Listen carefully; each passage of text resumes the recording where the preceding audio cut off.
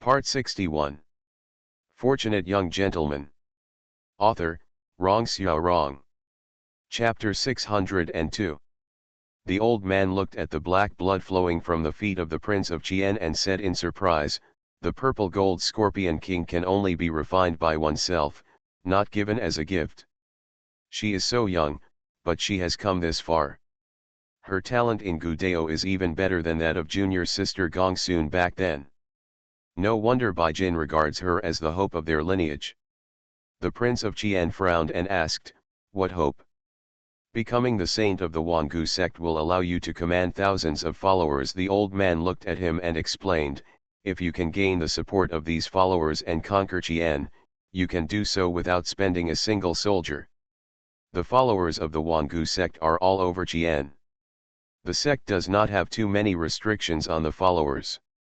They can choose to be loyal to the court or to occupy the mountains and establish themselves. Each lineage is independent. Only the saint can command all the followers.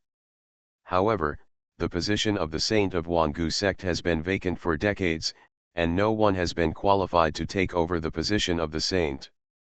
Wangu sect has become a mess. After the demise of Liang state, some people chose to live in seclusion in the mountains, and some chose to support the descendants of the Xiao family.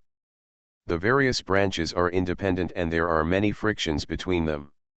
There are countless people who secretly covet the position of the saint. I have Jiangnan in my hands, and I have constant money and food. Am I afraid that I can't conquer a mere Chien area?" The Prince of Chien said coldly.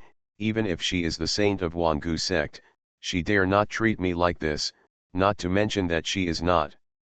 He looked at the old man and asked, "Is there any way to make her listen to me?" The old man pondered for a moment and nodded. "It's not that there is no way, but it takes a little time to prepare." Tang Ning came back from the Xiao mansion to spy on the enemy, and Tang Yao Yao had not fallen asleep yet. She was dozing off by the bed, and when she heard the noise in the room, she opened her eyes immediately. When she saw Tang Ning, she covered her mouth and yawned, and asked, "Why did you take so long? Where is she?" "She won't come over." Tang Ning made the bed and said, "Let's rest." "Forget it if she doesn't come over." Tang Yao Yao curled her lips, took off her shoes, climbed onto the bed and got into the quilt. She seemed to be really sleepy, and fell asleep quietly after lying on the bed for a while. Tang Ning sat beside her, tilted his head, and looked at her sleeping peacefully, with a smile on his face. When she smashed the hydrangea that year, she probably didn't expect that she would smash her own happiness into it. Tang Ning looked at her sleeping appearance, and couldn't help but reach out and stroke the few strands of hair on her temples. Tang Yao Yao suddenly opened her eyes and asked, "What are you doing?" Tang Ning looked at her and asked, "Do you still remember that you still owe me a condition?" "I remember." Tang Yao Yao woke up for a moment, her eyes became hazy again, and she said vaguely, "What do you want me to do?" After she finished speaking, she closed her eyes again and was silent. Tang Ning looked at her and whispered, "You're already married, why not be the third wife of the Tang family for life?" Tang Yao Yao closed her eyes, and nodded gently in a daze. When Tang Ning woke up in the morning, he unexpectedly found that Tang Yao Yao woke up earlier than him. In the past, when he woke up, she always hugged him in a very unsleeping posture. Tang Yao Yao seemed to have just woken up and was still a little confused. She asked, "When did you come back last night?" Tang Ning thought for a moment and said, "Before midnight." Tang Yao Yao rubbed her head and asked in confusion, "Did I say anything to you before I went to bed?" Tang Ning nodded and said, "You said you would be the third wife of the Tang family for life, and you said you would give me a child." Tang Yao Yao's face flushed. Who said they would give you a child?" Tang Ning looked at her and said, "It's just a joke, why are you so nervous?" Tang Yao Yao's shyness quickly turned into anger. She turned over and straddled him, pinching the soft flesh on his waist with both hands, and gritted her teeth and said, "I told you to joke, I told you to joke."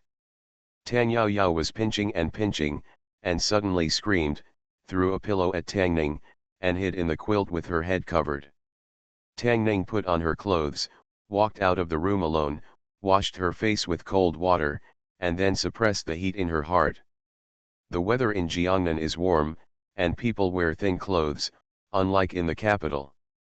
Besides, it is morning now, so there are always some morning signs. Normal men can't stand such stimulation. When Tang Yao Yao came out of the room, there was still a blush on her face, but she didn't mention what happened just now. She just asked Tang Ning where to go after breakfast. Tang Ning didn't tell Tang Yajing a word about the situation in Runzhou and Jiangnan. She still thought that Tang Ning came to Jiangnan just for assessment and fun. The reason why he didn't tell her was that he didn't want to make her worry, and secondly, he felt that there was no need to tell her. The reason why he didn't wipe out the Xiao family in one fell swoop was just waiting for Gong Sunying to come back. Once Gong Sunying came back, the crisis in the eastern states of Jiangnan would be resolved, and the dream of the Prince of Qian would come to an end. Before that, his only task was to meet Tang Yajing's requirements, accompany her to eat, go shopping and sleep, so that her trip to Jiangnan would have no regrets. And during these days, a certain anxiety that started with the gentry and wealthy businessmen in Runzhou and gradually spread to the poor people was also gradually rising.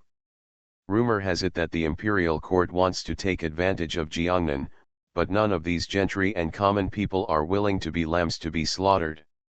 At this time, as long as someone guides them, this kind of emotion will soon be gathered together.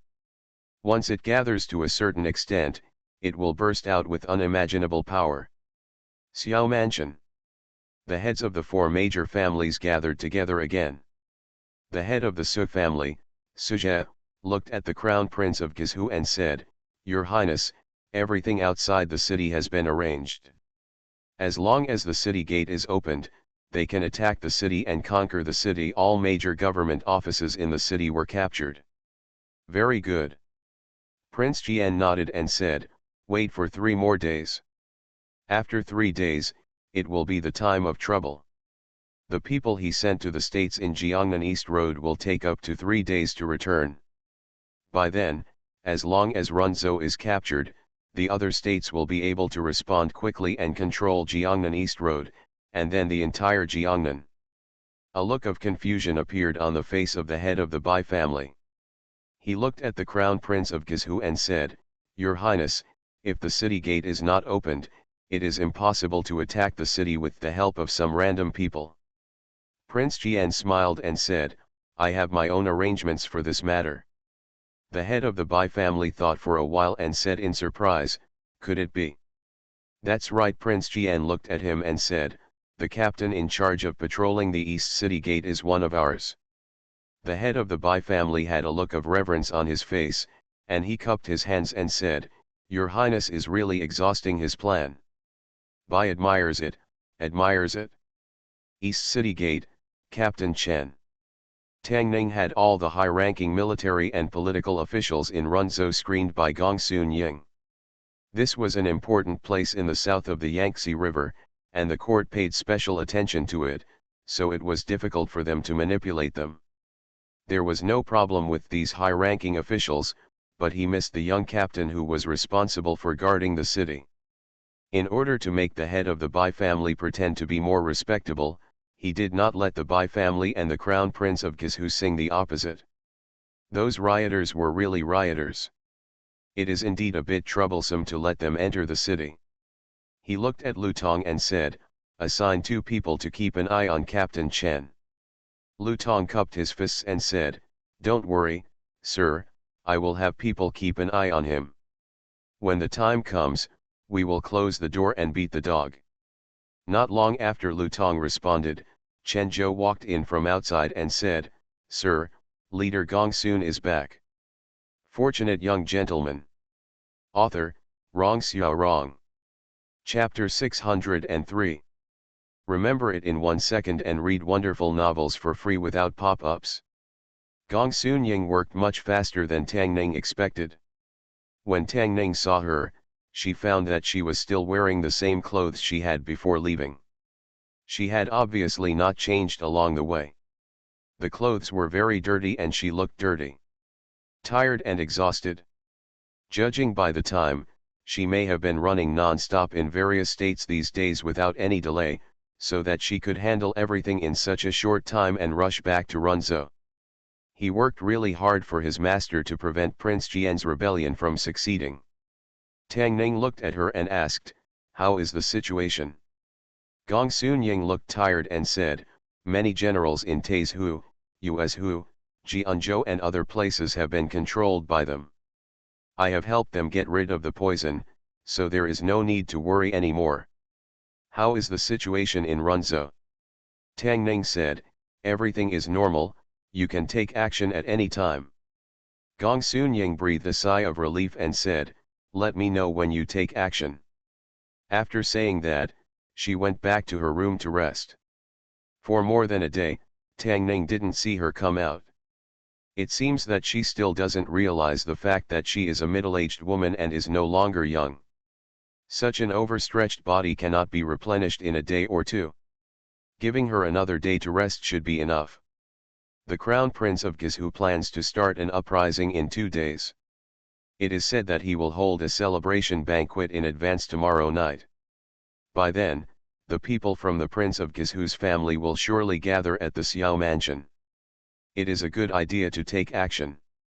Opportunity. In the Xiao mansion, Prince Jian was smiling, and he could not suppress the joy in his heart. After tomorrow, Chen Guo's prosperous Jiangnan land will fall into his hands. How can he not be happy? Everyone in the Xiao mansion is preparing for the banquet in an hour. At that time, in addition to the 4 major families in Runzhou, some wealthy businessmen from Runzhou will also be present. These people will be his support after taking control of Jiangnan. He looked at the old man behind him and asked, "Are you ready?" The old man nodded and said, "The eggs have been placed in tonight's meal. After tonight, these people will be under our control." The Crown Prince of Guizhou nodded and said, "Very good, interests cannot buy eternal loyalty, but Gu insects can. Only by holding their lives in our hands can we not be afraid of their disobedience." After saying that, he looked at the old man again and asked, "Where is the other thing I asked you to prepare?" The old man took out a porcelain bottle from his sleeve, handed it to him, and said, "Also ready. Ordinary poison or poison is useless to her, and she will find it. This thing is colorless and tasteless, and she can't even notice it. Even if you are proficient in the art of poisonous poison, you can't detect it." He paused and then said, "Your Highness, think twice. There is no cure for this poison. You will fall into coma soon after taking it. You will wake up after 12 hours. Even if you wake up, you will definitely not survive 12 hours. 12 hours is enough." A cold look appeared on Prince Jian's face. He clenched the porcelain bottle tightly and said, "Bitch, you asked for this."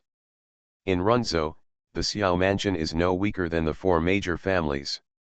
The Xiao mansion's banquet was extremely grand, and the attendees of the banquet were all well-known and wealthy businessmen in Runzhou. Within the Xiao mansion, dozens of tables were placed densely. Under the influence of the 4 major families, almost all the rich and powerful people in Runzhou were absent from tonight's banquet. The table at the head is naturally the people with the highest status. Including the current head of the Xiao family and the heads of the 4 major families, these are all people who stomp their feet and make Runzhou tremble. It is rare to see them on weekdays, but the eyes of everyone at the banquet are not on these people. Most of them are secretly looking at the young woman. Some time ago, a peerless beauty appeared in Runzhou city, causing the streets of Runzhou to be deserted by thousands of people. They thought the rumors were exaggerated, but when they saw her today, they realized that the rumors were true. Is there such an exquisite woman in the world? Her every move can attract their attention. People say that 11's smile makes thousands of people fall in love. This woman probably also belongs to the type that brings disaster to the country and the people, but she sits there quietly, with no trace of emotion on her face. What a smile, no one has the chance to see this kind of scenery. At the banquet at the front, Suje raised his wine glass and toasted the Crown Prince of Gizhu, saying, "This glass is dedicated to the Crown Prince, and I wish the Crown Prince to successfully complete this important event." Prince Jian smiled and picked up the wine glass, drank the wine in one gulp, and said, "Let's all eat vegetables." After Prince Jian spoke, everyone moved their chopsticks. Su Mei glanced at the delicacies on the table, but did not pick up her chopsticks. There was a trace of displeasure in Prince Jian's eyes. Even though he had broken up with Su Mei, he still had to pretend to be concerned at this time and asked, "Why, today's food is not to the girl's taste?" Su Mei glanced at him and said, "I was too full after eating in the afternoon, and I can't eat any more. Your Majesty, don't worry about me." Prince Jian's eyes moved back from her and did not continue the topic. Naturally, the insect eggs in the food could not be hidden from her. If he persisted in this matter, it would most likely arouse everyone's suspicion. With a smile on his face, he stood up, poured a glass of wine for Su Mei himself, and said, "Since the girl doesn't want to eat food, let's have a drink." Su Mei remained unmoved and said, "Sorry, Su Mei never drinks." The Crown Prince of Gizhu cursed in his heart. When it came to drinking, she was no match for men. She never drank. Didn't she suspect that he had added something to the wine? Although he did add something to the wine just now, it was colorless and odorless, and she would definitely not be able to detect it. He frowned and said, "Tonight is a happy occasion, girl, you won't even give me this honor, right?" Su Mei stood up and said, "I'm sorry, Su Mei is not feeling well, so I'm sorry to be with you." After saying that, she turned around and left. The expression on Prince Jian's face was uncertain. After sitting down, he put the wine glass on the table, looked at Bai Jin beside him, and said, "Bai Gongfeng really taught a good disciple." Bai Jin looked at him and said, "The evil disciple was naughty and bumped into the Crown Prince." Bai Jin apologized to the Crown Prince on her behalf. After returning, he must teach her well. "Forget it, I am not an unreasonable person." Prince Jian waved his hand and said, "Maybe the girl is really unwell." He looked at a maid behind him and said, "Since the girl is unwell, go to her room and take care of her." The maid made eye contact with the Crown Prince of Gizhu, bowed slightly, and said softly, "Yes." In Su Mei's room. Su Mei sat on the edge of the bed, looked in the direction of the window, and sighed softly. A maid came in from outside the door.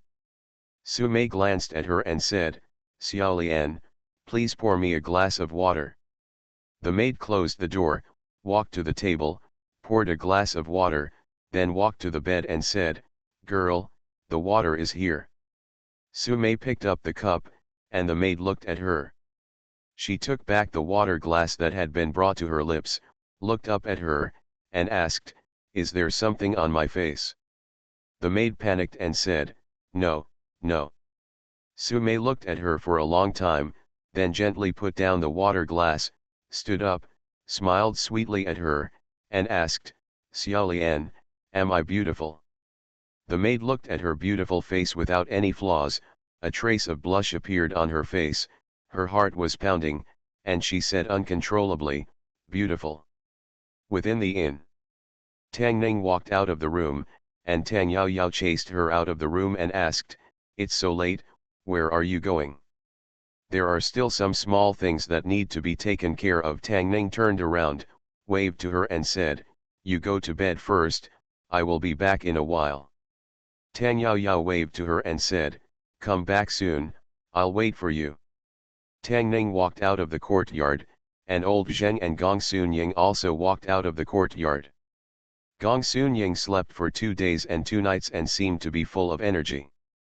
Although Lao Zheng still looked haggard, he showed no mercy when he stabbed someone with a knife.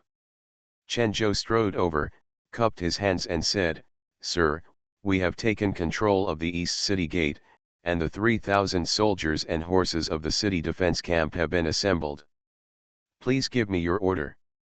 Tang Ning waved her hand and said, Act. You are listening to novels at Bless Up channel. Wish you happiness and luck. Please subscribe to receive new novels. How do you feel about this novel? Please like and leave a comment. Fortunate Young Gentleman. Author, Rong Xiao Rong. Chapter 604. Remember, in 1 second, read wonderful novels for free without pop-ups. There is no curfew in Runzhou City. After the night market opens, it is even more lively than during the day. Every night, all kinds of peddlers will fill the streets, especially on the main street, where pedestrians are shoulder to shoulder and crowded. However, tonight, there is no one on the main street of Runzhou. The government had sent officials to clean up the street a quarter of an hour ago. The reason given was that an assassin broke into the post station and assassinated the important officials of the Ministry of Personnel from Beijing. In order to catch the assassin, all the idle people were prohibited from staying on the street. Assassinating Beijing officials is a serious crime. No one is willing to go against the government on this matter. In less than a quarter of an hour, there was no one on the main street. However, when everyone hid at home and secretly looked at the street, they did not find any officials searching for the assassin. The street was empty and there was nothing. Just when they were confused, they felt the ground under their feet shaking. Through the cracks in the door and window, you can see teams of fully armed soldiers rushing through the streets. What's going on? To catch an assassin, even the city defense troops are being mobilized. From the looks of them, they don't seem to be catching an assassin. Did something big happen in the city tonight? While everyone in Runzhou City was in doubt, 3,000 city defense troops had already surrounded a certain mansion in the city from 4 directions. Xiao Mansion. After being toasted by everyone in turn, the Prince of Qian was already a little drunk. He put down the wine glass for the last time, looked at the old man beside him, and asked, Is it about time? The old man calculated the time and nodded, It should be about time.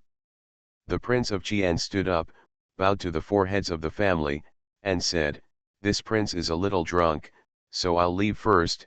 Everyone continue. Several people bowed and said, Sir, take care. The Prince of Qian walked out of the hall, paused, and a smile appeared on his face. Tonight's banquet is not a celebration in advance.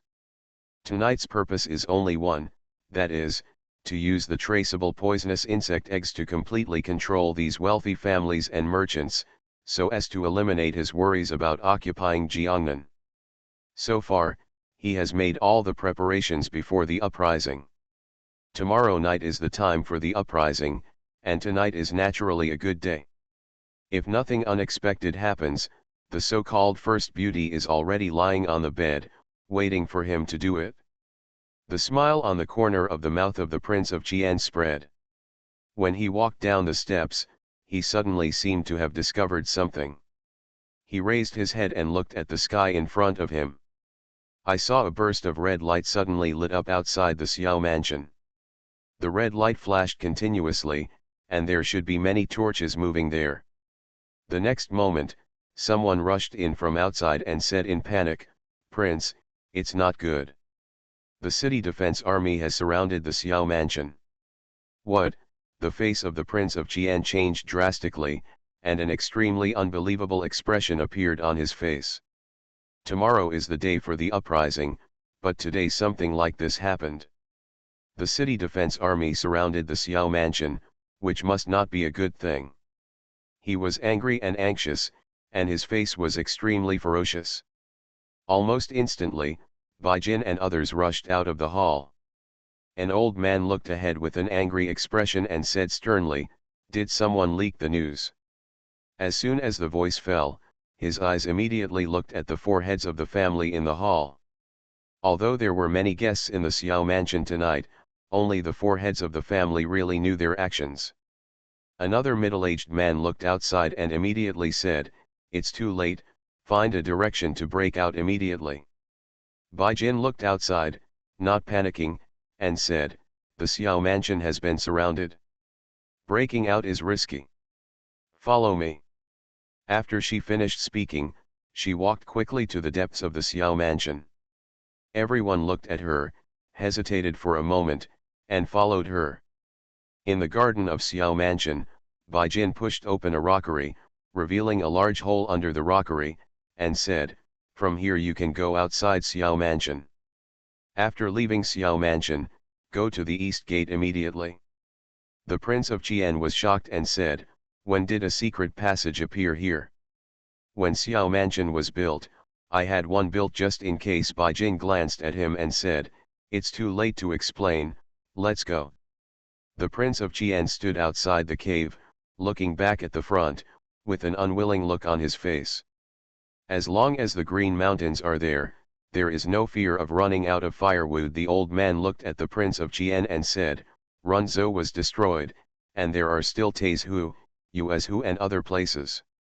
As long as we escape, there is still a chance. What a pity." The Prince of Qian clenched his fists, looked at the yard where Sumei was unwillingly, and finally jumped down the big hole under the rockery. At this time, the Xiao mansion was in chaos. Including the four major families, the gentry and nobles present were surrounded and looked extremely terrified. Suje, the head of the Su family, had long lost his indifference. He stood at the front, looking at the city defense army, and said in shock, "What are you doing? Shut up first. I'll settle with you about colluding with the rebels later." Lu Tong glanced at him, waved his hand, and said, "Tie them all up, don't let any of them go." Hearing the words colluding with the rebels, the bodies of the three heads of the family trembled and their faces turned pale. The head of the Song family fell down on the steps, his face was gray, and he said sadly, "It's over, the Song family is over." Although Suje and the head of the Shen family barely stood up, the despair in their hearts was not much less than him. Rebellion is a major crime against the 9 clans. No matter the principal or accomplice, no matter whether it is the 4 major families or the 5 major wealthy families, as long as it is related to the word rebellion, the century-old foundation of the family head will be destroyed with one move. Among the 4, only the head of the Bai family was the calmest. But in the eyes of the other 3 people, this indifference was like being stunned and dull. Tang Ning stood outside the Xiao mansion, and Chen Zhou quickly ran out and said, "Sir, the heads of the 4 major families of Su, Bai, Shen, and Song, as well as many wealthy merchants in Runzhou, have captured them all.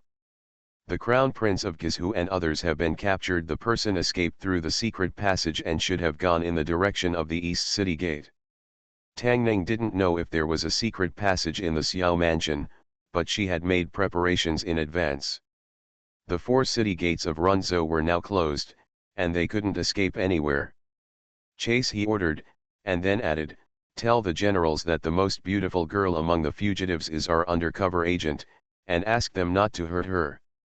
Chen Zhou cupped his hands and said, "I understand." At this time, the Xiao mansion was filled with cries and cries. All the squire and wealthy people who came to the scene tonight were captured, and all the servants of the Xiao mansion who had no time to escape were also captured. The remaining city defense troops were checking the courtyards one by one. In a certain courtyard, Su Mei walked out of the room. More than 10 people in the courtyard raised their bows and arrows at her and shouted, "The rebels have been defeated, why don't we capture them quickly?" "Put it down."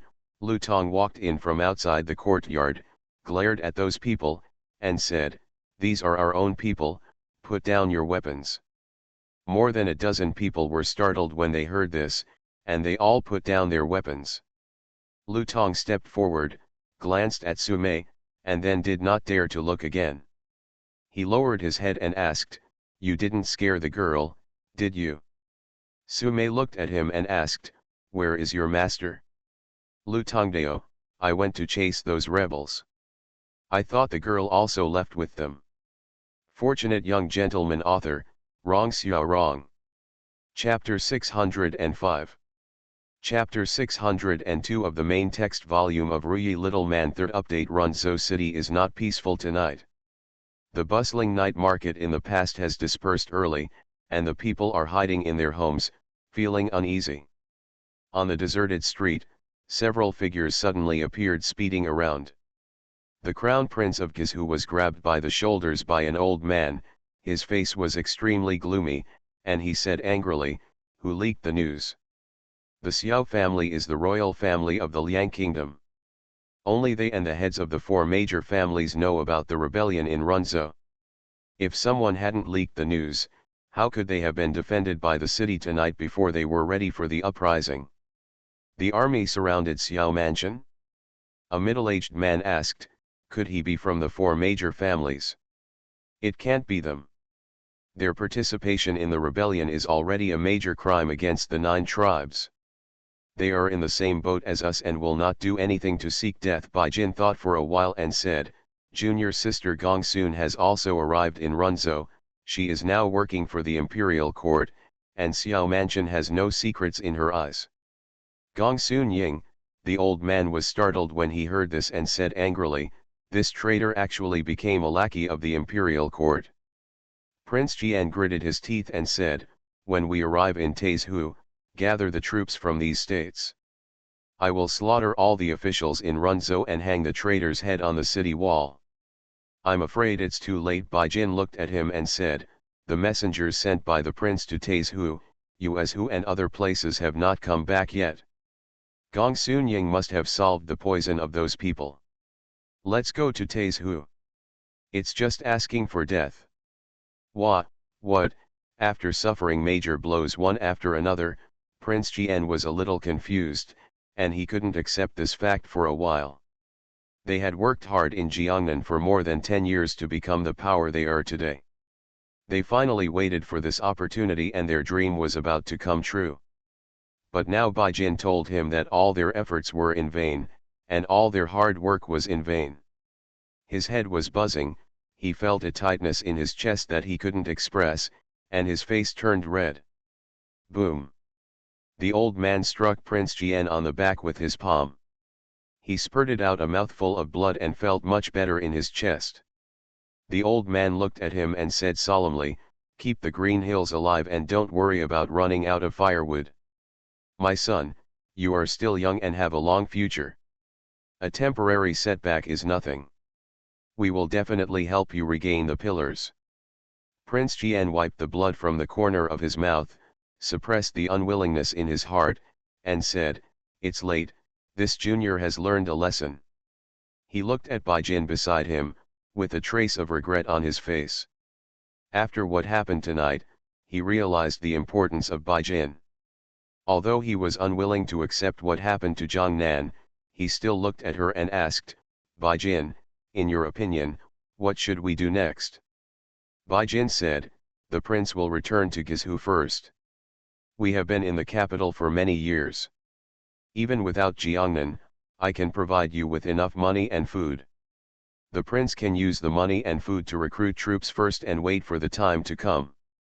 The crown prince of Guizhou bowed his hand to her and said, my hard work will be in vain from now on. Bai Jin said, reviving Daliang is the prince's greatest wish during his lifetime. Bai Jin will definitely go all out. The middle-aged man looked around and suddenly said, no, senior nephew Su didn't catch up. Bai Jin looked calm and said, don't worry about her, she will be fine. The middle-aged man frowned and said, if she falls into the hands of the government. Bai Jin explained, she has a close relationship with a court official, and he won't do anything to her. Is it the adulterer? Prince Jian's expression changed, did she leak our affairs? The failure of the Runzhou uprising was within her expectation. No matter whether Su Mei was present or not, it would not affect the outcome of this matter. Therefore, Bai Jin did not stop her behavior. At this moment, she was looking at the crown prince of Guizhou. Said, let's talk about these things after we escape. Thinking of Su Mei, the crown prince of Guizhou was filled with hatred, but he didn't say anything more. After all, in his eyes, she was already a dead person. He looked forward and said, "The East City Gate is ahead, let's hurry up." "Wait a minute," Bai Jin stopped, looked ahead, and said, "Go to the South City Gate. This is the closest to the East City Gate. It takes a long way to go to the South City Gate by taking a detour." Prince Jian asked in confusion, "Why? If someone leaks the news, I'm afraid there will be changes at the East City Gate." Bai Jin said, "If we go there now, we are throwing ourselves into a trap. It will be safer to go through the South City Gate." After Jiangnan was completely hopeless, Bai Jin had obviously become the backbone of everyone. The old man only hesitated for a moment, then nodded and said, "Go to the South City Gate." When Tang Ning and 1,000 city defense troops arrived at the East City Gate, Captain Chen had already been captured. The 500 defenders here were standing neatly, and it didn't look like anything had happened. Tang Ning looked at a Blade member who stayed here and asked, "Isn't anyone here?" The young man cupped his hands and said, "Sir, no one is coming tonight." Of the 4 city gates in Runzhou, Prince Jian thought he controlled the East Gate, so the East Gate had the strongest troop deployment. If they tried to force their way through, they would immediately be shot to pieces by the 500 defenders. In comparison, the troops at the West, South and North gates were much weaker. They came from the northwest, so it was unlikely that the other side would run back. Tang Ning turned around and looked at the other side. On one side, he said, "Go to the south. Runzhou, South Gate." Most of the 100 guards guarding the South Gate had fallen to the ground. There were no obvious wounds on their bodies, but everyone was unconscious. The figures on the opposite side were also very miserable. Among the several people who escaped from the Xiao mansion, 3 had been shot like hedgehogs and died. Although the Prince of Jian was unharmed, the old man was hit by an arrow on the shoulder. He broke the arrow, took the horse led by Bai Jin, climbed on the horse, and whispered, "Let's go." Including the Prince of Jian, there were only 4 of them left. Bai Jin and a middle-aged man each snatched 2 horses from the carriage at the gate of the city, 1 for each of the 4 people. As long as they rode out of Runzhou city, it would be difficult for the people behind to catch up. Several figures chased from behind, and farther away were the city defense troops holding torches. Tang Ning and old Zheng Gongsunying walked in front of everyone. When they arrived at the south gate, they looked at the corpses on the ground, then looked up. Su Mei was not there. He finally looked at Bai Jin, who was riding on a horse, and asked, "Where is Su Mei?" "So you are the adulterer," Bai Jin did not answer. The Prince of Qian turned around and looked at Tang Ning. Resentment appeared in his eyes. He sneered and said, "Don't worry, you will see her and her corpse when you go back." Bai Jin's face changed drastically. He looked at the Prince of Qian, shocked. Angrily said, "What? I poisoned her wine." The pursuers were still far away, and this time they could escape successfully. The Prince of Qian looked at Bai Jin expressionlessly and said, "Su Mei committed treason and deserved death. It's a pity that she left in a hurry this time, otherwise." He sneered, looked around, and said loudly, "What are you still standing there for? Go." Although the middle-aged man also showed a look of shock on his face, the pursuers were approaching at this time. He and the old man clamped their horses' bellies at the same time and galloped out of the city gate. Tang Ning looked ahead with a dull look and said hoarsely, "Old Zheng." Old Zheng sighed and took out the butcher knife from his back. The next moment, a silver light flashed in the night. At the gate of the city, the horse under the Prince of Qian let out a wail and fell to the ground. The Prince of Qian was caught off guard and fell off his horse. Before he could get up, he was grabbed by the neck from behind and walked back step by step. The old man and the middle-aged man did not expect this situation, and hurriedly turned their horses around to rescue him. Lao Zheng looked back, and the horses under the 2 men suddenly let out a long neigh, raised their front hooves high, and dared not take another step forward. The 2 men fell off their horses, and after landing, they barely stood up and looked ahead. There was only one person in front of them, but they seemed to see a sea of blood and a killing god standing in the sea of blood. Lao Zhang threw the Prince of Qian on the ground. Tang Ning looked at him and asked, "What did you say just now? Say it again." Warm reminder, if you find that clicking the next page will force you to jump to other websites, please use the chapter error or contact us at the bottom to let us know. We will handle it as soon as possible. Thank you for your understanding. Fortunate Young Gentleman. Author, Rong Xiao Rong. Chapter 606. More than 1,000 city defense troops arrived quickly, and the firelight illuminated the city gate like daylight. The Crown Prince of Gizhu raised his head and looked at the expressionless face under the firelight. Suddenly, a chill came from his heart. He subconsciously supported his body and took a few steps back. A porcelain bottle fell out of his sleeve. Gong Sunying leaned over and picked up the porcelain bottle. After opening it, he put it under his nose and smelled it. He didn't smell anything. As if she thought of something, she slowly tilted the porcelain bottle, looked at the colorless liquid pouring out of the bottle, and said in shock, "Drunk to death." Tang Ning looked at her and asked, "What is drunken life and dream of death?" "A strange poison from the 10,000 gu section." Gong Sunying looked at him, took 2 steps back, and carefully explained, "Those who are poisoned by this poison will fall asleep for nearly a day and then wake up after 1 day. Even if they wake up, they will not wake up waking up from a dream. You can only let others do what you want. After a day like this, you will fall asleep again until you die in your sleep." Tang Ning looked at her and asked, "Is there any solution?" Gong Sunying didn't dare to look into his eyes, so he looked away and said, "This poison has no cure." Tang Ning took a deep breath, clenched and unclenched her fists, and then clenched them again. She looked at the Crown Prince of Gizhu and asked in a hoarse voice, "Did you intoxicate her?" Tang Ning's voice was not loud, but her breath was a little disturbed. The Crown Prince of Gizhu looked at him and felt the chill grow stronger. He got up from the ground and ran towards Bai Jin. As he ran, he shouted loudly, "Bai Jin, save me!" Bai Jin stood there in a daze, still not recovering from the news just now. Old Zhang picked up Prince Jian's collar and threw him over again. Chen Zhou Tangning sniffed and said, "According to the Chen law, what is the crime for conspiracy and rebellion?"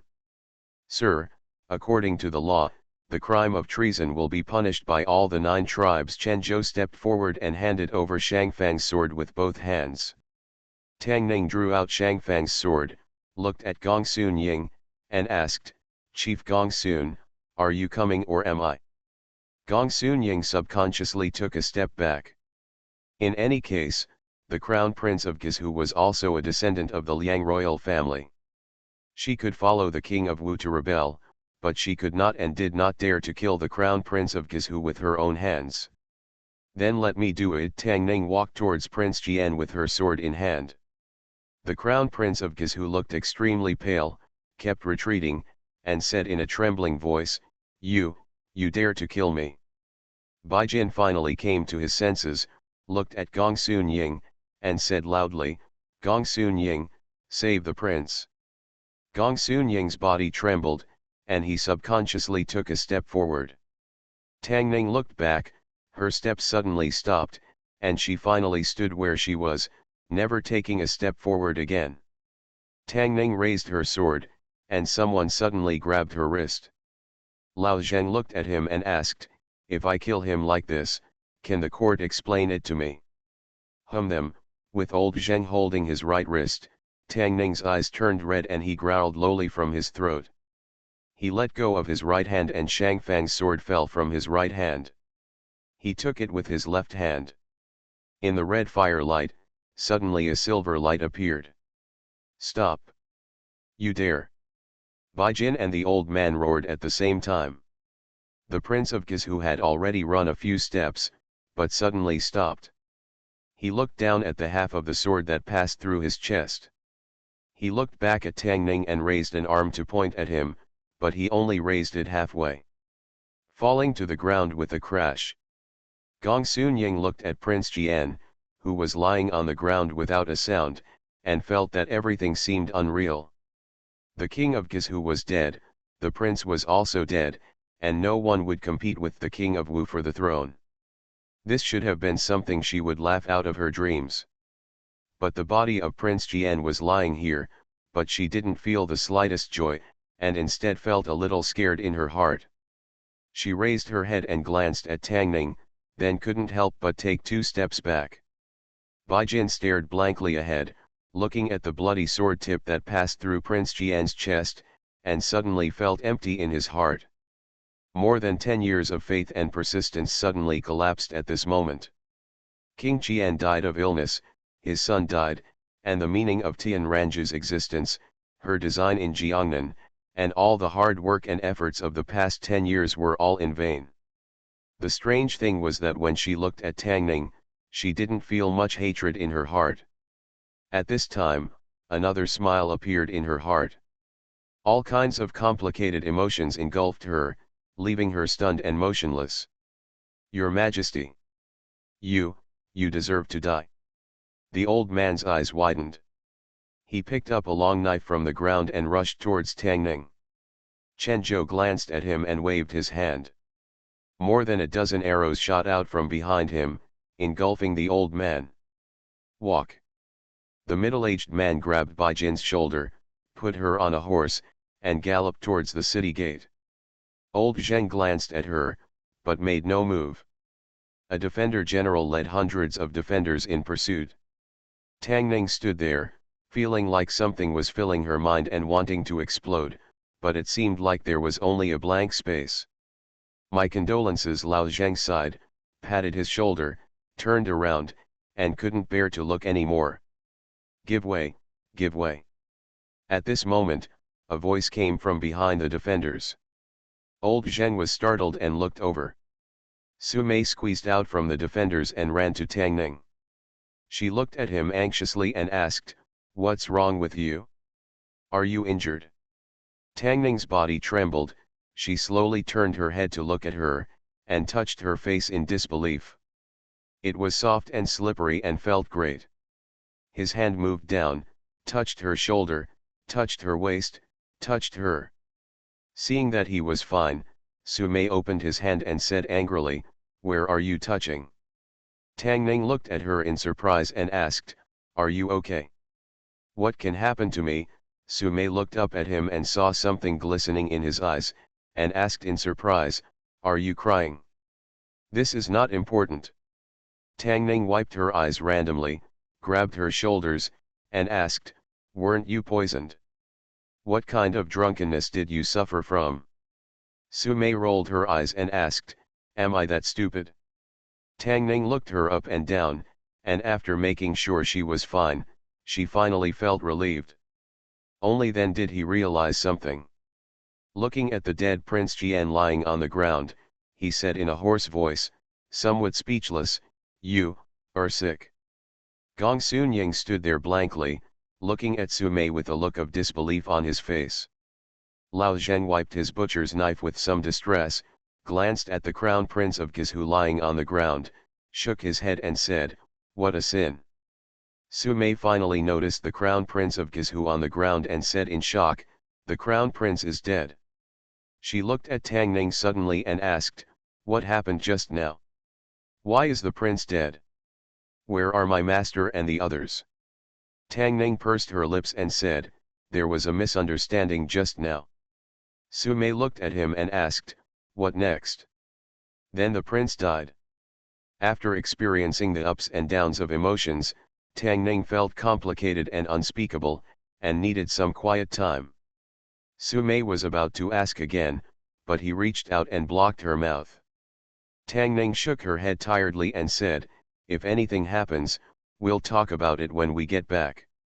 He turned around, waved his hand and said, "Go back to Xiao Mansion." Chen Zhou pulled out the Shangfang sword from the body of Prince Jian, and arranged for someone to take his body back. When walking back, he walked quickly to Su Mei and said, "Miss Su didn't see it just now." "Your Excellency heard that Su Mei when something happened to the girl, her eyes were red." Sumei looked at him and asked, "What happened?" Chen Zhou cleared his throat and said, "Young lady, you don't know something. This is what happened. First release of this chapter like Have Voice Novel Network, please remember the URL. Warm reminder, if you find that clicking the next page will force you to jump to other websites, please use the chapter error or contact us at the bottom to inform us. We will handle it as soon as possible. Thank you for your understanding. You are listening to Novels at Bless Up channel. Wish you happiness and luck. Please subscribe to receive new novels. How do you feel about this novel? Please like and leave a comment. Fortunate Young Gentleman. Author, Rong Xiao Rong. Chapter 607. Although there was a little unpleasant episode in tonight's operation, it was overall a success. Only 2 of the rebels in the south of the Yangtze River escaped. The bandit leader, Prince Jian, was killed by Shang Fang's sword, and the rest of the rebel leaders were killed by random arrows. Some of the defenders at the South City Gate were poisoned. Tang Ning asked Gong Sun Ying to go back and prepare the antidote first, and then took the people to Xiao's house.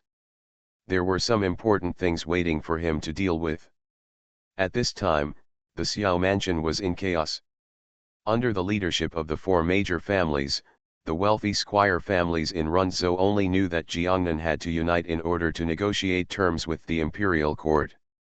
However, they did not expect that the Xiao family and the 4 major families had no intention of negotiating with the imperial court. They wanted to rebel. Rebellion, there is no greater crime in the world than this. 1 person rebels, 9 clans are executed, the Xiao mansion rebels, and everyone in the Xiao mansion tonight is speechless. In fear, some people wailed and mourned, some knelt down and begged for mercy, and even more people looked ashen, as if they were mourning for their heirs. When Tang Ning walked to the door of Xiao mansion, she heard bursts of crying and shouting coming from inside. Lu Tong was waiting at the door. When he saw him coming, he immediately stepped forward and said, "Sir, we have controlled the servants and guests of the Xiao mansion. We also captured a dozen prairie people in the Xiao mansion. It's strange. What's strange is that I haven't seen a single person from the western regions. The crown prince of Guizhou rebelled this time because he had the grassland and the western regions behind him. These 2 groups of people were naturally regarded as his accomplices. It wasn't enough to just capture the prairie man." Tang Ning looked at him and ordered, "The 4 city gates of Runzhou will be closed temporarily. Early tomorrow morning, the whole city will search for the rebels in the western regions." "Yes," Lu Tong responded respectfully and immediately went down to make arrangements. Tang Ning walked into the Xiao mansion and walked into a certain hall. What she saw was a dense crowd of tied-up figures, about dozens or hundreds of people. Including the heads of the 4 major families, all the rich people from Runzhou's squire and wealthy families were here. What Tang Ning saw was not a room full of heads, but a lot of money. "Sir, this is unfair. We are innocent and we didn't know anything. Sir, I don't know that the Xiao family is going to rebel. I am willing to donate all my wealth. I beg you to spare my family." The squires of Runzhou cried bitterly and begged loudly for mercy. At this point, saving their lives was the most important thing. They threw all face and dignity out of the sky. Tang Ning stretched out her hand and pressed down, and everyone immediately became silent. He looked at these people, shook his head and said, "I know that you have also been deceived by thieves, but the country has national laws and the family has family rules. Conspiracy and rebellion, regardless of master and slave, are all major crimes for the 9 tribes. Sir, please spare my life.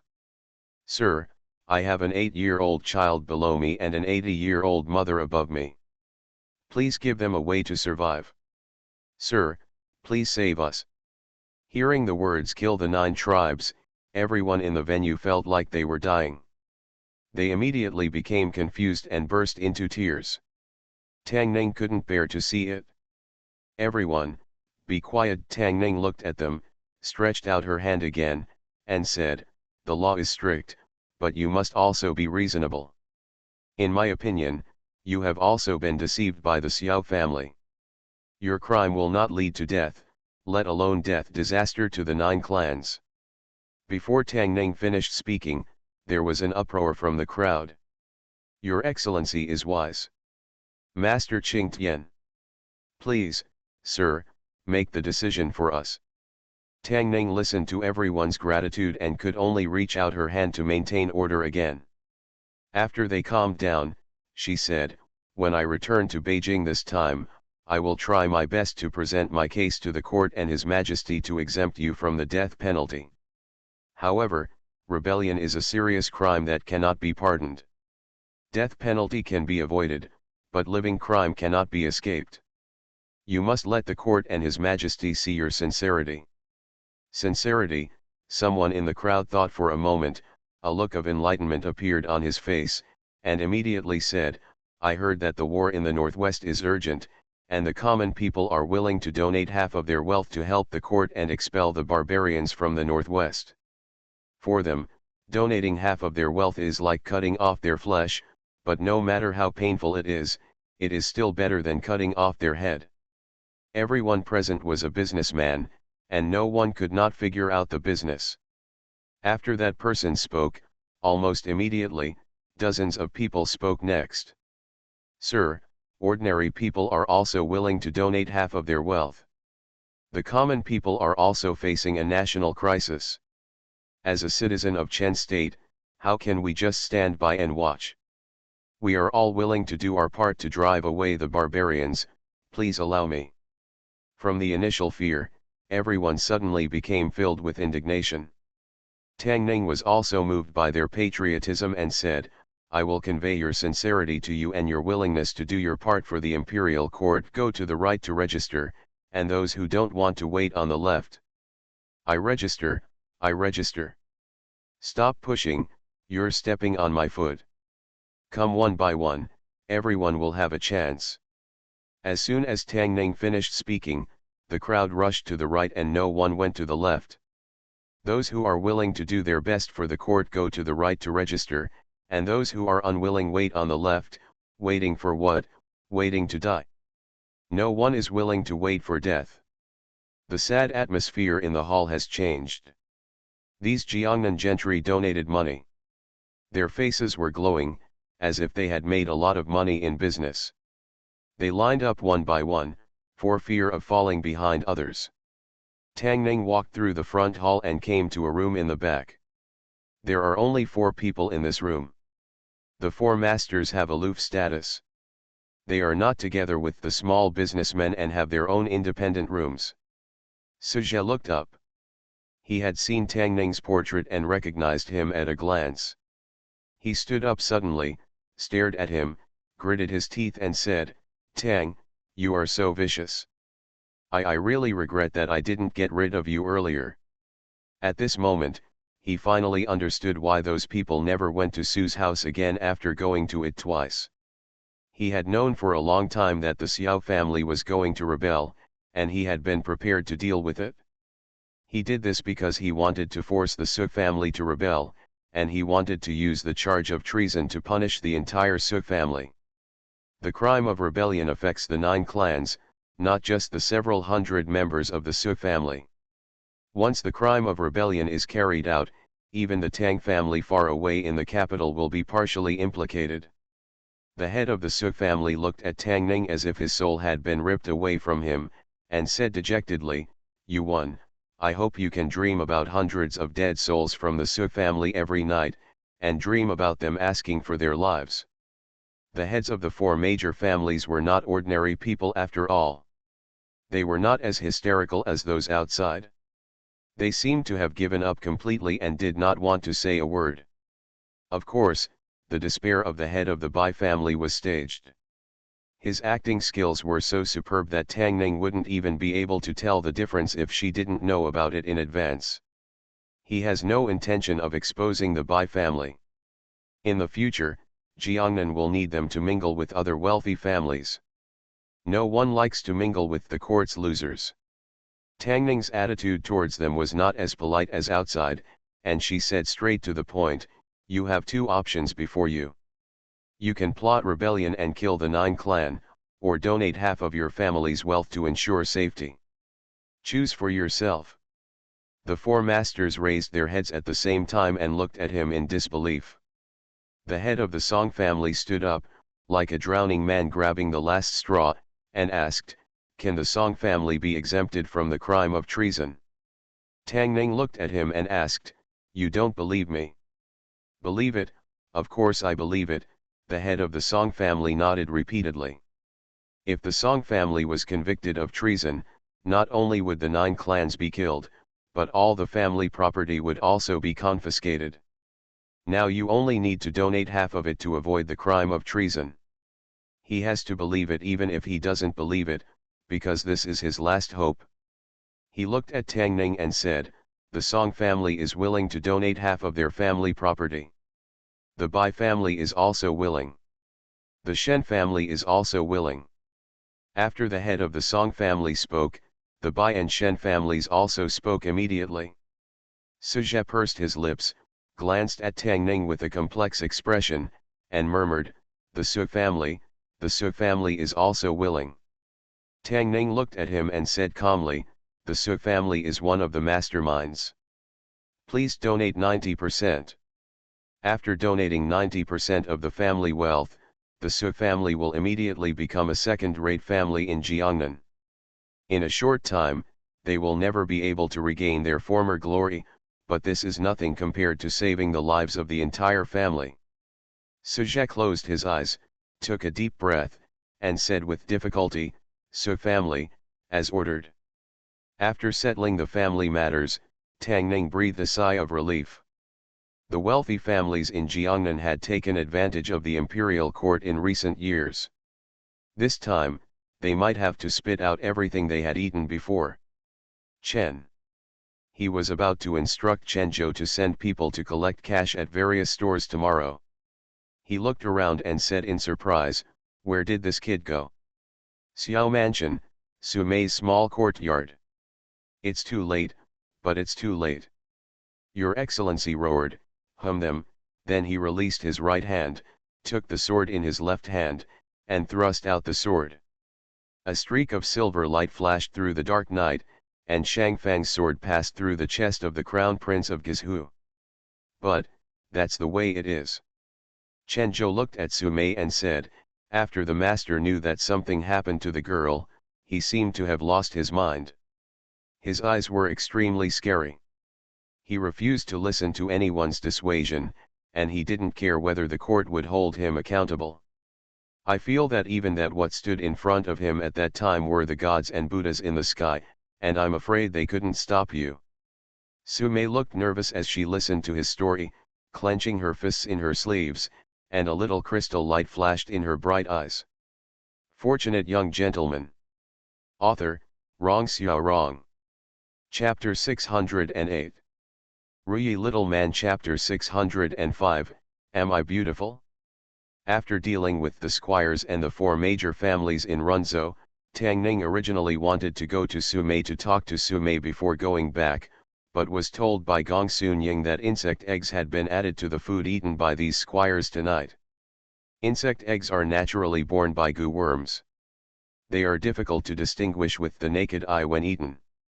Once they enter the human body, they will hatch in the shortest time, absorb nutrients from the host, grow rapidly, and become mature bodies in half a month. Where there is oppression, there is resistance. Suspicious people like Prince Jian, who do not know how to win people's hearts and only know how to control them with worms, are destined to be unable to accomplish anything great. After listening to Gong Sunying's words, the squires all turned pale and picked at their throats and retched without revealing the reason. "Sir, please help me. Sir, save us." Seeing that the hands that had just grabbed his throat were about to hug his thigh, Tang Ning hurriedly dodged away, looked at Gong Sunying, and said, "If you can solve it, help them solve it." After that, he left in a hurry, not giving those people a chance to continue to pester. Prince Jian and others were the main culprits of the Jiangnan rebellion. Although the three major families were recruited by him, they had not had time to do anything. These squires were kept in the dark and there was no need to severely punish them. After this incident, the Su family has been completely destroyed. The other two major families have also been severely damaged and will not be able to recover for at least 10 years. Under the heavy pressure of the local government, Jiangnan will be stable for at least several decades. At this point, his mission for this trip has been successfully completed. Tonight's mood was full of twists and turns, from the top to the bottom and back to the top again, with ups and downs and ups and downs. Only now has he settled down. He needs to find a place to relax. In the room, when Tang Ning walked in, Su Mei was sitting in front of the bed in a daze. Too many things happened in Xiao Mansion tonight. Tang Ning looked at her and asked, "Would you like to go back to the inn with me tonight?" Su Mei looked at him, smiled brightly, and didn't answer. She just turned her head and gestured to the seat next to her, and said, "Sit down." Tang Ning stood in the room, but did not walk over immediately. Su Mei looked a little strange tonight, different from any other time in Tang Ning's memory. Su Mei rolled her eyes at him and asked, "What, are you afraid that I will eat you?" After talking about this, Tang Ning could no longer stand here. He walked to the bed and sat down next to her. Su Mei turned her head and looked at him and asked, "Why are you sitting so far away? Sit closer." Strangely enough, when the two of them slept on the same bed and had close contact with each other, Tang Ning didn't think anything was wrong. Now that they were just sitting side by side, he felt that the atmosphere was a bit ambiguous. He coughed lightly, stood up, and said, "If there's nothing else, I'll go back first.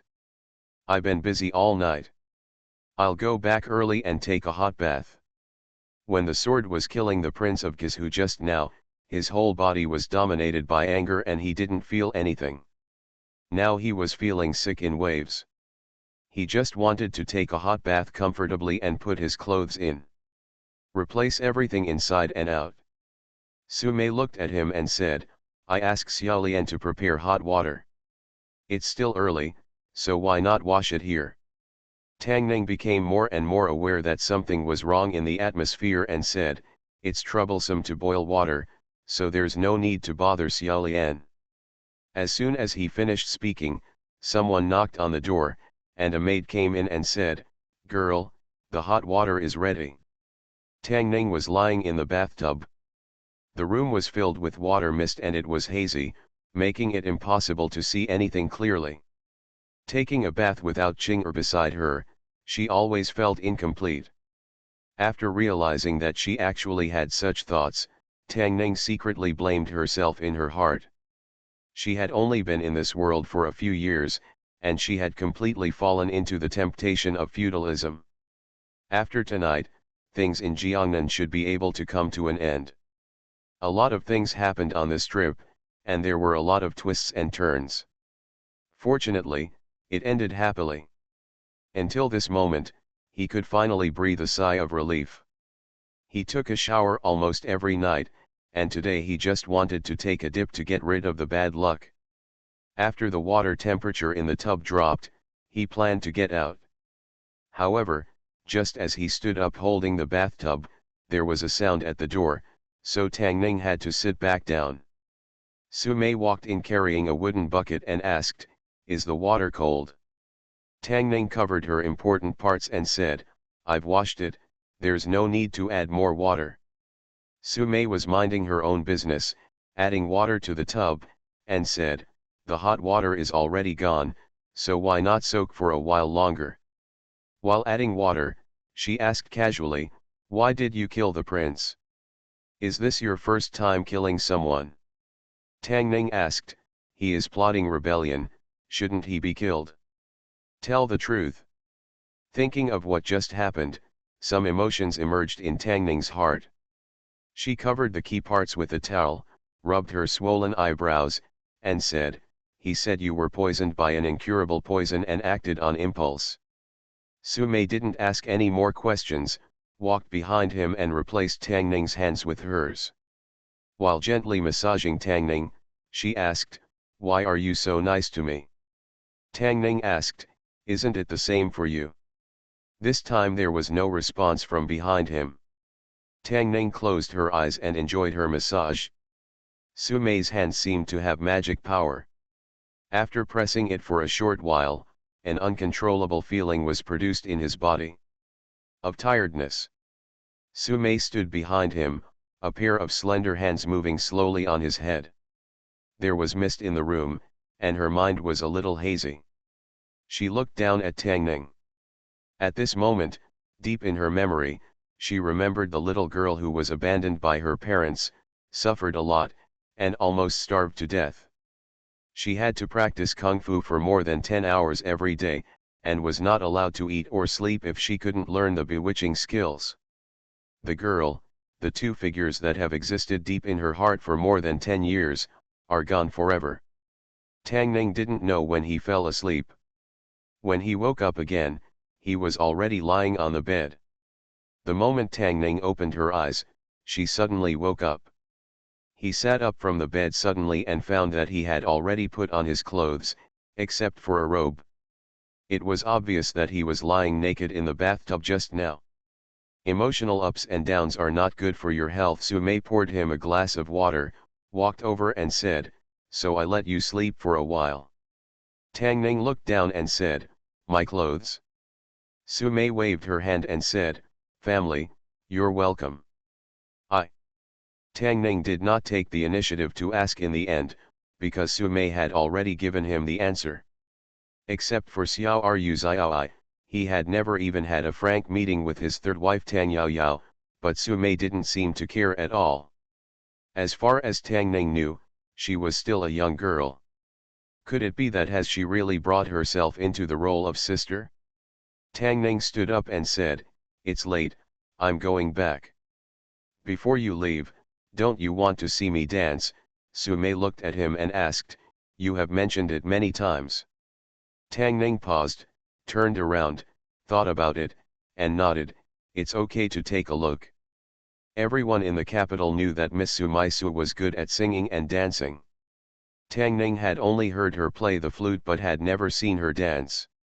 She had only one reason for rejecting Tang Ning many times. Her dance was only for the future. The husband looks at it. After a few times, Tang Ning stopped mentioning the matter. Tang Ning looked at her in surprise. Had her rules changed? Su Mei closed the door, turned around and looked at him, her figure rising gracefully. Floatingly whirling back to the light snow, sending off the wandering dragon in a beautiful way. The willow behind the little drooping hand is weak, and the clouds are about to come to life when the train is slanted. Regarding women's dance, Bai Juyi described it this way in Dance Song of Colorful Dresses and Feather Clothes. But looking at Su Mei's graceful dance, what came to Tang Ning's mind was Li Bai's Qingping Diao. The clouds think of my clothes, the flowers think of my face, and the spring breeze blows on the threshold and the dew is thick. If I hadn't seen you on the top of a jade mountain, I would have met you at Yao Tai under the moon. There is no doubt about Su Mei's beauty. No matter male or female, anyone with normal aesthetics will not deny her beauty. In Tang Ning's eyes, her beauty has no limit. Whenever he thinks he has seen her at her most beautiful, she will soon refresh her knowledge. He looked at Su Mei's dance. At a certain moment, his body suddenly shook and he opened his mouth, but no words came out. Not only because she was shocked by her beautiful dancing posture, but also because with every move she made, a piece of clothing on her body peeled off. When the last piece of clothing fell off, she had already walked up to Tang Ning, looked at him with a blushing face, and asked, "Am I beautiful?" Fortunate Young Gentleman. Author, Rong Xiao Rong. Chapter 609. The text of Ruyi Xiaolang Jun, Chapter 606. Sister Tang Ning had already drunk some water, but when Su Mei stood naked in front of him, he was still a little thirsty. Dresses and trousers were scattered on the ground, and in front of him was a piece of white jade that was as soft as a blow. Her body was like a flawless work of art, and people could not even think of profaning it. Tang Ning could not deny that for a moment, he could not help but feel a primitive impulse in his heart. This was a man's instinct. When such a peerless beauty stood naked in front of him, who would not want to hold her in his arms and cherish her as soon as possible? However, he saw some emotions in Su Mei's eyes that he had never seen before. He lowered his head and silently picked up her long skirt from the ground, brushed off the dust on it, and gently draped it over her shoulders, saying softly, "It's cold at night, don't let your heart get cold." Su Mei smiled even more, looking at him, and asked, "Do you know why I like you?" Tang Ning's expression was a little surprised. He had never really seen through Su Mei, and it was hard for him to imagine that the word like would come out of her mouth. Su Mei looked at him and said, "They all want to take off my clothes, but you are the only one who cares if I will catch a cold. You are different from them. 10 years before I came to Beijing, the most beautiful woman in the capital was a prostitute in the beauty pavilion. After I came, she got married." Su Mei smiled and said, "She told me that there are many people in the world who want to take off our clothes, but few are willing to put clothes on us. If we meet one, we should marry her." Tang Ning's throat became drier and drier. As a man, who could resist the sudden confession of the most beautiful woman in the capital, or such a sexy teasing? "They all say that I am a seductress who seduces men, a demon, and a source of trouble. I don't care about these, because I know that my body is pure and clean, and no man has ever touched it." Su Mei raised her head slightly, looked into his eyes, and asked, "Now I leave it to you, do you like it?" Tang Ning's lips slightly opened, and before he could say a word, Su Mei suddenly stretched out her hand and gently pressed it on his lips. She smiled at Tang Ning and said, "No need to say, your eyes have already told me." The lights in the room went out at some point, and the full moon in the sky was shining on the roof. The stars blinked, as if there were many more eyes in the night sky. A cloud floated from nowhere, covering the stars and the moon. When Tang Ning opened his eyes, Su Mei was lying on his chest, staring at him without blinking. It was actually a bit scary to see such a situation in the morning, but Tang Ning didn't feel that way at this time. The room was filled with an ambiguous atmosphere. They had slept in the same bed for so long, and last night they did things that were used to be done in bed for the first time. What about being a sister or a younger sister? The ending was the same. Su Mei rested her head on his chest and said, "From now on, you are mine." Tang Ning touched her and asked, "Isn't it your medicine?" Su Mei looked into his eyes and said, "It's not medicine, it's life." The consequence of the early morning sentimental was that the two of them woke up a little later. When Tang Ning got up and washed up and came in, there was a piece missing from the bed sheet. Su Mei folded the piece she had cut off and put it away. She looked up at Tang Ning and said, "A vixen is still a vixen. I will seduce you in this life. A vixen is a vixen. There is already a demon in the house. If there is one more, it will only become more lively." Before coming to Jiangnan, he thought that this time was an exam on the surface and a redress on the secret. He thought that the biggest gain from coming to Jiangnan was the tens of millions of taels of silver collected for the national treasury. Now it seems that his biggest gain is the fourth wife. When Tang Ning and Su Mei returned to the post station early in the morning, he still felt like he was dreaming. When he stood at the door of the room, he woke up from the dream. Outside the door was a beautiful dream, and inside the door was a nightmare. Su Mei looked at him and said, "You go in first." She was so bold last night, but now she was obviously a little worried. Tang Ning held her hand and said, "Let's go in together." Tang Ning pushed the door open and went in. The first thing he looked at was the direction of the bed. There was no one on the bed, and the quilt was folded neatly, which meant that Tang Yao Yao did not sleep in the bed last night. The reason for this conclusion was that she could not get up so early, and things like folding quilts were usually done by Xiu'er in the past. When he looked at the table, he found a figure lying on the table, sleeping soundly. It seemed that she was uncomfortable sleeping on her stomach, so her brows were slightly frowned. Tang Ning walked to the bed, spread out the quilt, then picked her up horizontally and gently put her on the bed. When he covered her with the quilt, Tang Yao rubbed his sleepy eyes and murmured, "You're back." When she saw Sumei standing by the bed, she immediately sat up and asked, "Why are you back too?" Then she realized something was wrong. The room was bright, and it was obviously daytime. He looked at Sumei, then at Tang Ning, and said in disbelief, You guys, last night." As if she had thought of something, she grabbed Sumei's arm and rolled up her sleeves. The cinnabar on her arm that was there a few days ago was gone now. Sumei looked at Tang Yao and said, "Hello, sister." "Don't call me sister, I don't have a sister like you." Tang Yao jumped off the bed angrily, pointed at Tang Ning, and asked, "Didn't you say you were going to deal with something last night? Is she a problem?" Tang Ning was about to speak, but Sumei stretched out her finger and tapped his shoulder. "Leave it to me." She picked up Tang Ning and put him on the stone bench in the yard, then walked into the room again, closed the door, and looked at Tang Yao. Tang Yao took a defensive posture and asked, "What do you want to do?" She was not angry about what happened last night. When she was still in the capital, she knew that this would happen sooner or later. She was angry that Sumei came later. In this way, who will be the third wife and who will be the fourth wife in the future?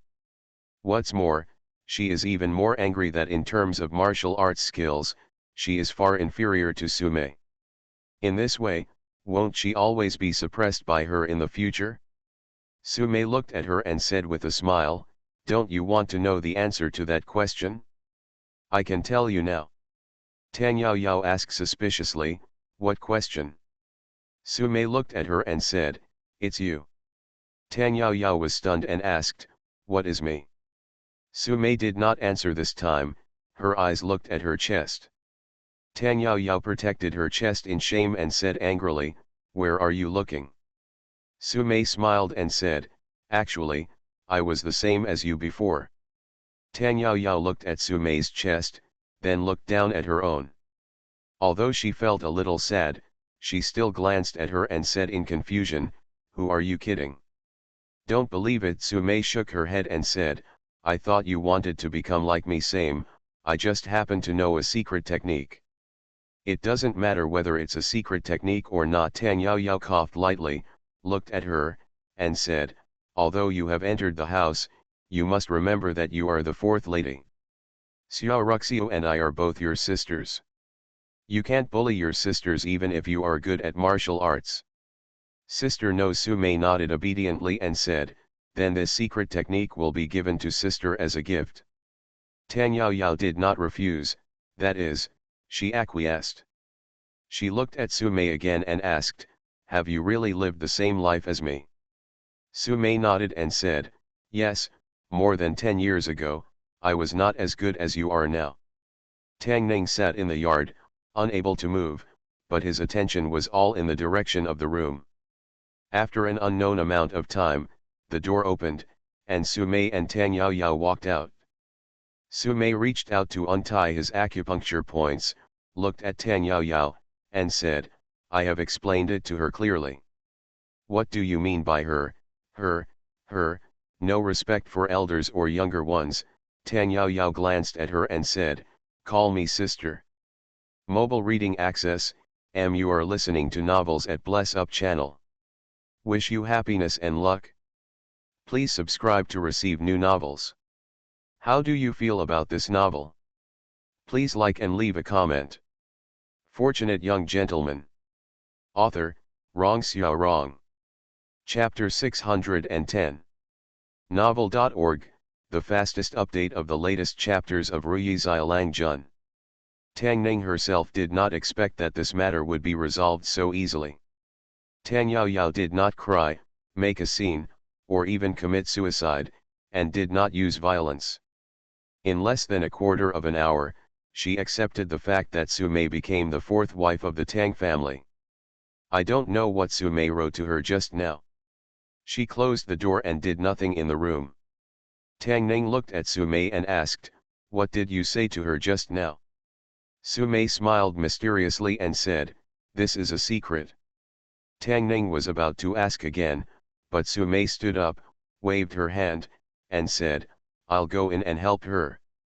The two women were doing something mysteriously in the room.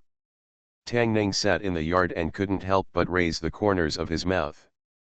Old Zheng was holding a new knife, squatting in the yard to sharpen it. He looked up at him and asked, is it done? Tang Ning nodded, it's done. Old Zheng looked at him and admired him, I really didn't misjudge you. Tang Ning asked, what did you misjudge? Nothing. Old Zheng shook his head and said while sharpening the knife, tisk tisk tisk, you are born with a charming bone, it's rare to see one among a million people, you are lucky. Tang Ning felt very uncomfortable when seeing old Zheng's expression of flowers stuck in cow dung. What's wrong with being born with a charming bone? She was the first to confess her natural charm last night. Although the men who wanted to marry her in the capital could go around the city, there were also many women who wanted to marry him. He won the first place in the imperial examinations, held a high position at a young age, was involved in both military and political affairs, was a close minister of the emperor, and had the imperial sword in his hand. Such an outstanding young man, is he not worthy of her, the most beautiful woman in the capital? If she could not beat him, Tang Ning would have planned to have a good talk with old Zheng about this issue. Lu Tong walked in from outside, walked up to Tang Ning, and said with some shame, Sir, those western regions people left Runzhou a day ago. I have sent people to notify the prefectures along the way, asking them to pay more attention. The people in the western regions and the grasslands were waiting for the rebellion of the Prince of Qian to succeed, but they left in advance. I don't know if they had predicted something. Tang Ning actually had people watching them a long time ago, but still let them slip away quietly. However, let the western regions people run away. The overall situation in Jiangnan has been determined, and a few people running away is not a big deal. The escaped Baijin and the middle-aged man were not found. The Prince of Qian was dead, and they didn't even have a reason to rebel, so let them go. Tang Ning waved his hand and said, don't worry about those western regions people for now. Take people to keep an eye on those gentry and nobles and follow up on the silver donation. Yes, Sir. Lu Tong arched his hands and went down to make arrangements. After Lu Tong left, Chen Zhou came in from outside, looked at him, and said, Sir, Leader Gongsun didn't come back last night. Tang Ning asked, have the poisons of those gentry been cured? Chen Zhou nodded and said, after she cured the poisons of those gentry last night, she left the Xiao mansion and hasn't appeared yet. I followed her for a while, but unfortunately I lost her later. Gongsun Ying's departure was also within Tang Ning's expectations. When he left Beijing, Tang Ning expected this day to come. With her strength, unless Lao Zheng followed her all day, no one could stop her from leaving. She didn't leave before because of the matter of the Prince of Qian. Now that the Prince of Qian is dead, Baijin's plan to restore the country has completely failed, and there is no need for her to stay here. Rather than returning to the capital and becoming a caged bird of Emperor Chen and being squeezed by him for surplus value, it is better to take the opportunity to run away and continue to be busy with her plan to restore the country. Gongsun Ying's roots are not in Chen State, so Tang Ning doesn't have to worry about her causing trouble in Chen State in the future. This time, the Prince of Qian has failed to accomplish his great cause. I'm afraid that the grassland and the western regions will have to change their previous plans and dare not act rashly.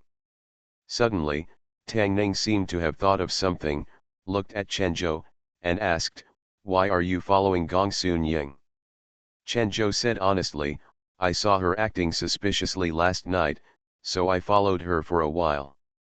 Tang Ning looked at him and said meaningfully, it's okay to play with ropes and whips, but it's best not to follow women in the middle of the night, especially young ones. Tang Ning didn't want his men to have a stalking pervert, especially Chen Zhou, whom he admired the most. He also planned to leave a position of Langjiang for him after returning. Jiangnan was settled, but the capital didn't know the news yet. Tang Ning walked towards the study and said, "I'll write a letter and send someone to send it to the capital." Although the rebellion was quelled, Tang Ning initially estimated that they would have to stay in Runzhou for half a month. Including the four big families, many wealthy merchants in Runzhou have to donate half of their property. The court has no use for their shops and properties, and Emperor Chen doesn't like these either. He only likes silver. Now the problem comes. Almost all merchants will not hoard a large amount of silver in their hands. They can't take out much silver. Tang Ning initially estimated that the property that the four big families plus these wealthy families need to donate, if converted into silver, is probably worth more than 100 million taels. Let alone Runzhou, even the national treasury can't take out so much silver. It is simply impossible to get so much silver from Runzhou. What's so difficult about this? Tang Yaoyao disdained this question and said, "Our family has a bank in Jiangnan. Their shops can all be mortgaged into silver bills. When they return to the capital, they can be exchanged for cash." Tang Ning was surprised and asked, "Do we have so much silver?" According to his estimation, even if these people took out all the silver, there would still be about 50 million taels of silver that needed to be mortgaged. Although Tang Ning did not have a clear understanding of his family's financial resources, he also knew that his family could not take out 50 million taels of silver at once. Tang Yaoyao said, "I will write a letter to my father and ask him to transfer some from banks in various places." Tang Ning looked at her and said, "That is your family's property. Isn't this inappropriate?" "What do you mean by your family and our family?" Tang Yaoyao waved her hand and said, "It's the same. My father said that it will be ours sooner or later." Marrying Tang Yejing was the most profitable thing for him. He used the entire Tang family as a dowry. At that time, the four major families in Jiangnan would have to stand aside. If the wealthy businessmen in Runzhou really mortgaged these shops to the Tang family, I am afraid that the first family in Runzhou would change hands immediately. The four major families after the shrinkage of their assets added together are not as good as the Tang family. Tang Yejing went to the bank to arrange the purchase. Su Mei stood up and said, "I'll go help her." Tang Ning held her hand and apologized, "I'm sorry for making you feel wronged." He was worried that they would not get along, but now it seems that his worry was completely unnecessary. With Su Mei's means, Tang Yejing was no match for her. She could easily play with Tang Yejing, but she was willing to follow her and regard herself as a younger sister. Even Tang Ning did not expect this. She had suffered enough. In the days to come, he did not want her to suffer any more grievances. Su Mei smiled and said, "Not at all. I am already very satisfied. Besides, she is the elder sister after all, first come first served. If you really feel that you owe me." Su Mei looked at him, blinked, and said, "How about sleeping with me tonight?" Tang Ning thought about it and suggested, "How about together?" Fortunate Young Gentleman. Author, Rong Xiao Rong. Chapter 611. Okay, Su Mei had no objection to this suggestion. She smiled lightly and said, "As long as you can convince her, I will do anything." Su Hu is really a fairy. She has higher martial arts than Tang Yaoyao, and her ability is not inferior to that of Li Tianlan. She is more versatile than Xiaoai, but more obedient than Xiaoru. Even Zhao Yingying is willing to be inferior to her when she acts like a coquettish person. She almost combines everyone's advantages. The only disadvantage is that she is too beautiful. After returning to Beijing, I don't know how many people will regard him as a life and death enemy who hates to steal his wife. But from now on, she no longer had to worry about her insomnia, and Tang Ning could trust her with family matters. Although Xiao Ai is a big wife, she is not good at running a house and has no ambitions. Zyra can manage a small shop but cannot manage a big family. She is also very hard on weekdays.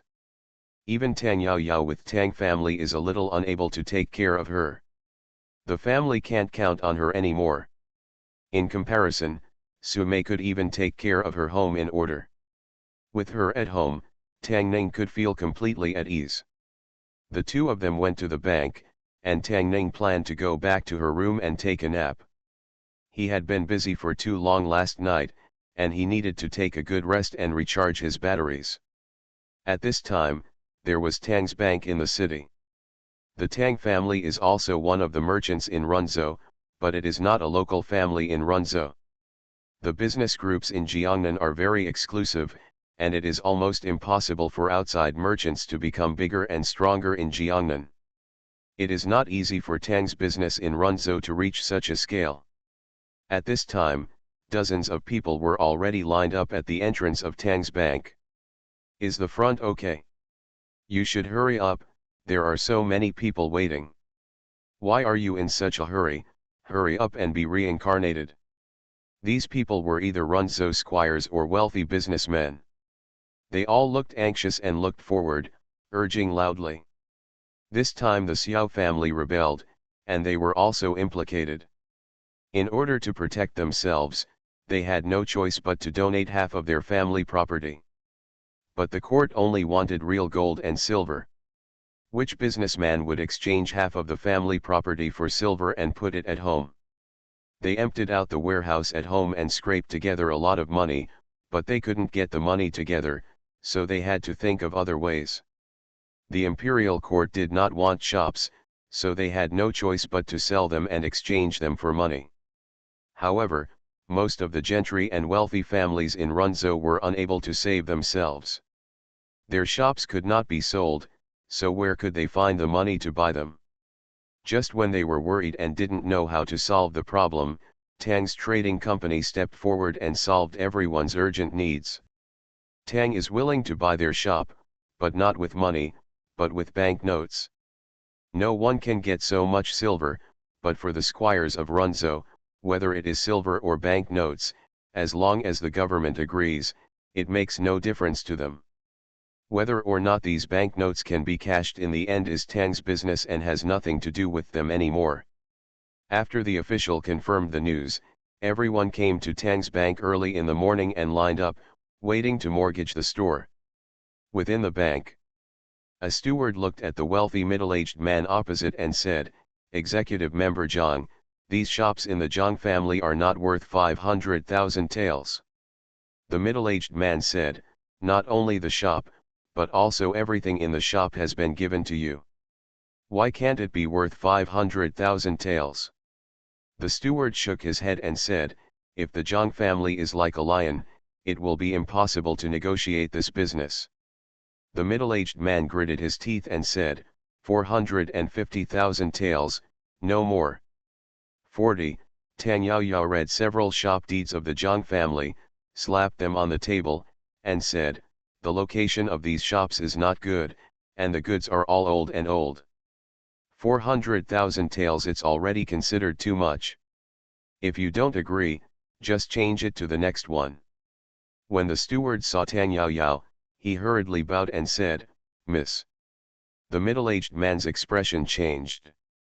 He had naturally estimated that the value of his shop and goods was only 400,000 taels at most.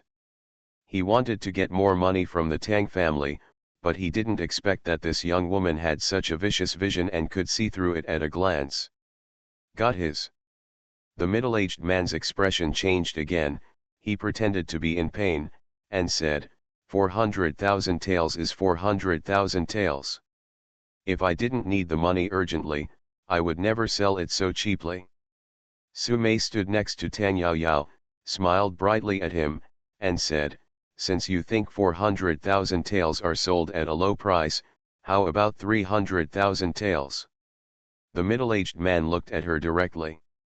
After a moment of confusion, he nodded repeatedly and said, "Okay, okay." The girl said 300,000 taels, just 300,000 taels. The steward looked at Yuan Wei with his eyes wide open, as if he was looking at a madman. Until the other party pressed his fingerprint on the contract, the steward watched him leave with a silly smile. When he turned to look at Sume, he couldn't help but take a breath. People say that a beauty's smile is worth 1,000 pieces of gold. A smile is nothing. Today he saw a smile worth 1,000 pieces of gold. A smile saved the Tang family 100,000 taels of silver. If she stood here to negotiate with those squires today, how much money would she save? Money. Tang Yao glanced at the steward angrily and said, "What are you looking at? Call the next one." The steward immediately came to his senses and turned around and said, "Next one." Tang Yao glanced at Sume secretly, feeling a little unconvinced. When she presented the facts, the profiteer showed a heartbroken expression and gave up 50,000 taels. Why did he happily give up 100,000 taels when others smiled? At this time, the manager had already negotiated the price with the next person and said, "Wang's jade shop, including 36 top-grade jades, is worth 155,500 taels." Wei Tang Yao stepped forward, looked at the man, smiled, and asked, "What do you think, 100,000 taels?" The man's face changed, and he looked at Tang Yao and asked, "Are you kidding me, young lady?" As if he was afraid that the young lady would be angry, he thought about it, his face showed a pained look, and said, "At most, 500 taels will be removed, 155,000 taels, no less." Others laughed at 100,000 taels, but she laughed at 500 taels. Tang Yao frowned and slapped the table, angrily said, 155,500 taels is 155,500 taels, why do you have to wipe it off? Doesn't your family need these 500 taels? Then just wipe a little more, 150,000 taels. The man looked at Sume, secretly swallowed a mouthful of saliva, gritted his teeth and said, "For the sake of this girl, 150,000 taels is 150,000 taels." When Tang Yao clenched her fists and her chest began to rise and fall, Sume hurriedly waved her hand and said, "Next." Tang Ning heard from the shopkeeper today that because of Sume, the Tang family saved at least 1 million taels of silver. This is only the first day. If she goes every day, she can save at least millions of taels of silver for the family. Tang Ning has no doubt about this. Her appearance is 1 in a million, and she is born with a charming bone. She has also practiced the art of charm. Every frown and smile is full of charm, enough to make gay men straight and straight women gay. How can ordinary people resist her smile? The strange thing is that even though she saved money, Tang Yajing seemed a little unhappy. Tang Ning walked to the bed, looked at her, and asked, "What's wrong? Who made you unhappy?" Tang Yao sat on the bed, looked up at her, and asked, "Am I inferior to Sume in every way?" "Who said that?" Tang Ning shook his head without any hesitation and said, "Compared to her, you also have advantages." Tang Yao looked at him and asked expectantly, "What advantages?" Tang Ning thought for a while and said, "You have longer legs than hers."